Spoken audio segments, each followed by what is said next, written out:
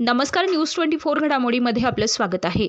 नगर शहरात भटक्या कुत्र्यांचा उच्छाद झाला असून नगरकरांना अक्षरशः जीव मुठीत धरावा लागत आहे. शहर तसेच उपनगरात अनेक ठिकाणी भटक्या कुत्र्यांच्या हल्ल्यात लहान मुले, मोठी माणसे जखमी झालेली आहेत. रात्रीच्या वेळी तर रस्त्यावरून फिरणंही कठीण झालंय. याबाबत राष्ट्रवादी शरदचंद्र पवार गटाच्या वतीनं मनपा अतिरिक्त आयुक्त सौरभ जोशी यांना निवेदन देण्यात आलंय. तात्काळ भटक्या कुत्र्यांचा बंदोबस्त न केल्यास महानगरपालिकेमध्ये भटके कुत्रे सोडून आंदोलन करण्यात येणार असल्याचा इशारा यावेळी देण्यात आलाय. त्यावेळी राष्ट्रवादीचे शहर जिल्हाध्यक्ष अभिषेक कळमकर समवेत शिवसेनेचे विक्रम राठोड, महिला शहर अध्यक्ष नलिनीताई गायकवाड, फारुख रंगरेज, सुदाम भोसले, नामदेव पवार, आसाराम कावरे, सचिन ढवळे, अंबादास बाबर, किरण सपकाळ, श्रावण काळे, फराज पठाण, सचिन नवगिरे, ससाणेताई, हेलन पाटोळेताई, प्रशांत भाले, गिरीश जाधव, गौरव ढोणे, अनिश शेख, गणेश कळमकर, चैतन्य ससे, अभिषेक जगताप, अक्षय शेटे, राहुल घोरपडे, नितीन खंडागळे, अभिजित आष्टेकर, गणेश झिंजे, सुनील भोसले, जेम्स आल्हाड, नरेश भालेराव, भीमराज कराळे आदींसह पदाधिकारी उपस्थित होते. या ठिकाणी आज आपण प्रत्येक वेळेस पाहतो की हा पालिकेचा भोंगळा कारभार हा नगरकरांसमोर कायम येतो. आपण जे टॅक्स भरतो, आपण जे ज्या पद्धतीने या नगर शहरात नागरिक राहतो, पण आज आपल्याला त्याची कोणतीही सुविधा मिळत नाही. म्हणजे ती रस्त्या संदर्भात असो, पाणी संदर्भात असो किंवा स्वच्छते संदर्भात असो. आज या ठिकाणी आमचे माजी महापौर अभिषेक कळमकर व महाविकास आघाडी यांच्या नेतृत्वाखाली या ठिकाणी आम्ही आयुक्तांना मागच्या जानेवारीत आम्ही कुत्र्या निर्बीजीकरणासंदर्भात खूप मोठा स्कॅम, खूप मोठा भ्रष्टाचार या महानगरपालिकेचा उघडीस लावला होता. या महानगरपालिकेची या ठिकाणी राष्ट्रवादी काँग्रेसचे लोकप्रतिनिधी, त्याचा बगल बच्चा या संस्था चालवत होता व लाखोची फसवणूक या महानगरपालिकेला, या नगरकराला करतायत. आणि अजून सुद्धा कुत्र्यांच्या विषयासंदर्भात अजून सुद्धा कोणताही डिसिजन महानगरपालिका घेऊ शकली नाही. कुत्रे तसेच आहेत. नगर शहरात 10 ते 15 हजार कुत्रे तसे मोकाट फिरत आहेत. ते वृद्ध असो, लहान मुलं असो, त्यांच्यावर अटॅक करत आहेत.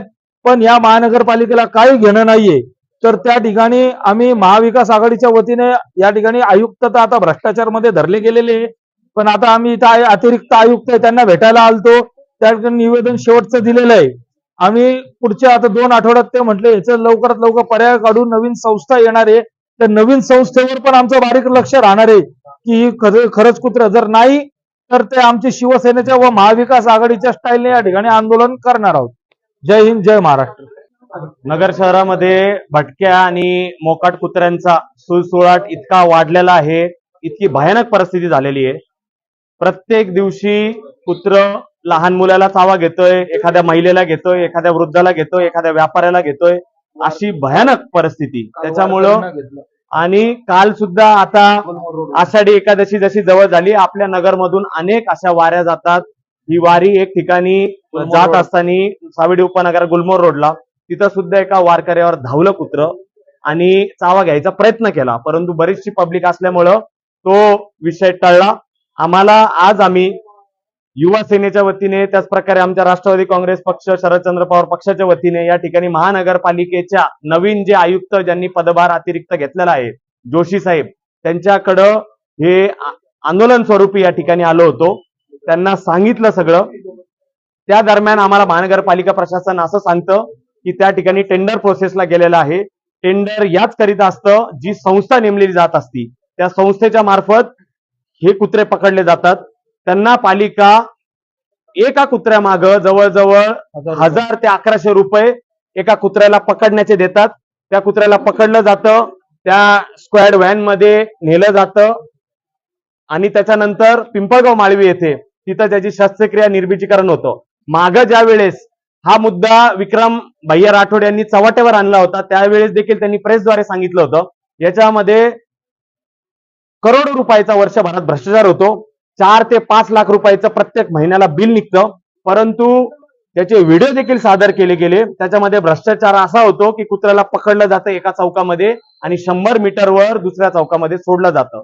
अक्षरशः ढिसाळ कारभार. अक्षरशः त्याच्यामध्ये लोक कर भरतात, लोकांच्या कष्टाच्या पैशांनी लोक महानगरपालिका थांबत नाही टॅक्स वसूल करायला. परंतु अशा परिस्थितीमध्ये इतकी भयानक परिस्थिती, एकीकडे कुठली सोय सुविधा महानगरपालिका प्रशासन द्यायला त्या ठिकाणी सगळ्या बाजूनी कमी पडतंय आणि अशा परिस्थितीमध्ये इतके कुत्र्याची दहशत असताना इतकी दहशत माजलेली आहे, याच्यावर कुणाचं लक्ष नाही. 5-5 महिने टेंडरला त्या ठिकाणी प्रतिसाद मिळत नाही. परंतु महानगरपालिका प्रशासन करतंय काय? आता जे नवीन आयुक्त आलेले आहेत त्यांना, या प्रशासनाला आम्ही या ठिकाणी इशारा दिलेला आहे.